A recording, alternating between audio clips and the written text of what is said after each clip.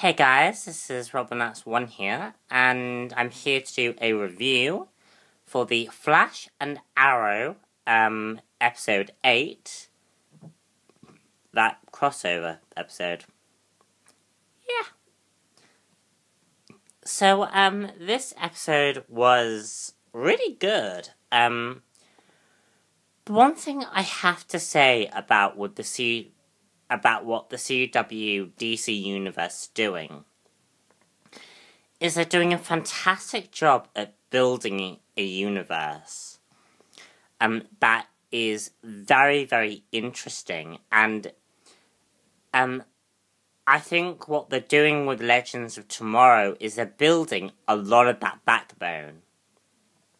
You know, a lot of the history of this universe. And I'm really, really interested in seeing, seeing this CW DC universe expand. Because what they're creating is so interesting and just so compelling. Flash has been the most successful and most enjoyable watch every week since the start of its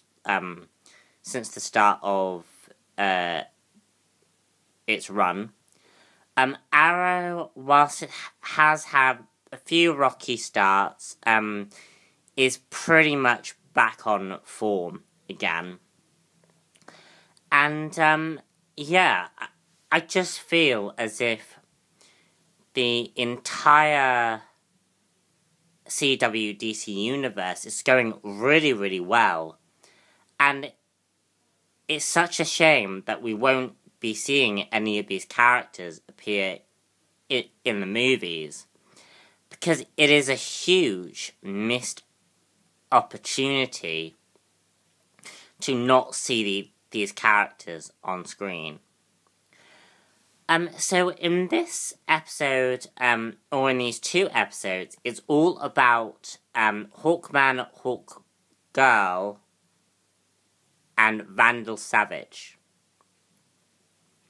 And how all three of these characters seem to have some kind of history.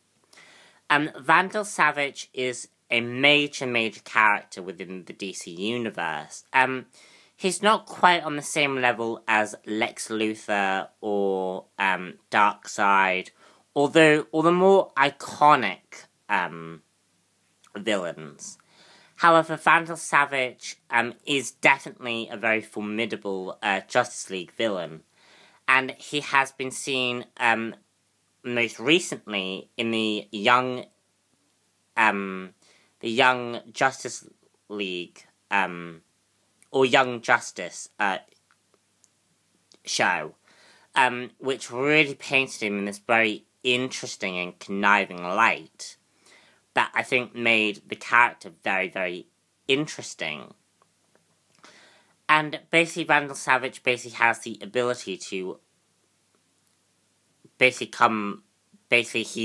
he's immortal. And that paints, again, more of this picture that he's just this interesting villain to follow.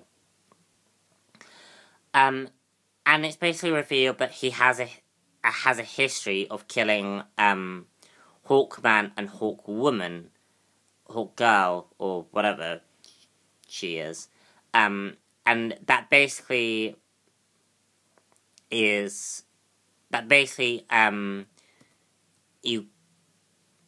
Vandal Savage killed these two characters, and he basically lives for another 100, 200 years. So yeah, he is a really interesting character to follow. And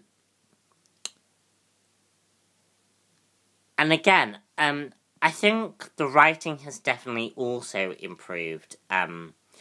Because back in Season 3, the writing with Flash and Arrow wasn't very good.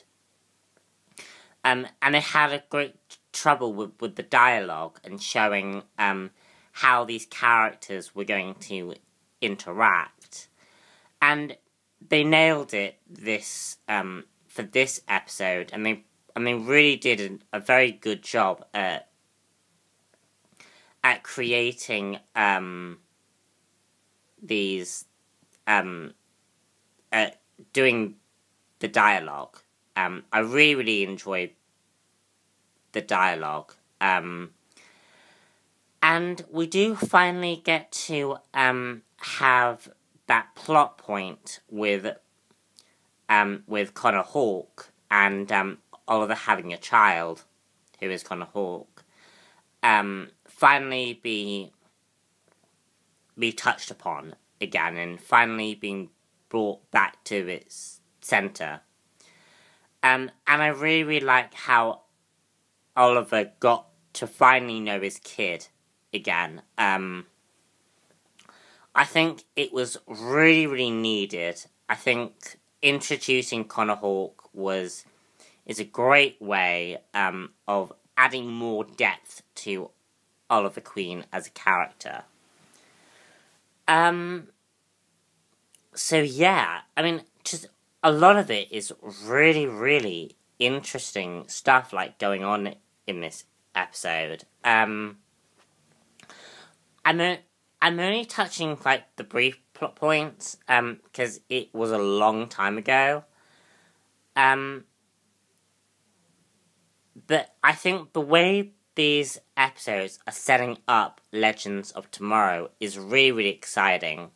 And I'm really looking forward to seeing what Legends of Tomorrow is doing.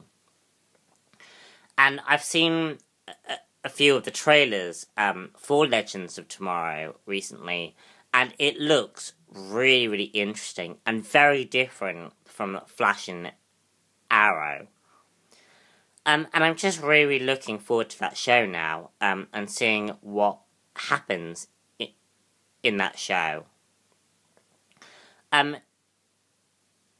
Flash and much of Arrow has done a lot of jobs setting up these episodes. So I am hoping that we are now going to that for the second half of the episodes, we're gonna start getting more of the actual storyline that we're supposed to be following. So great episodes. I thought the costumes also for Hawkman and Hawkgirl were pretty good. Some of them were a little iffy, mostly Hawkman's, but Hawkgirl's costume is perfect, in my opinion, and I'm just really looking forward to Legends of Tomorrow. So I'm RobinX1 here, and I shall see you all very soon for the next one. Bye.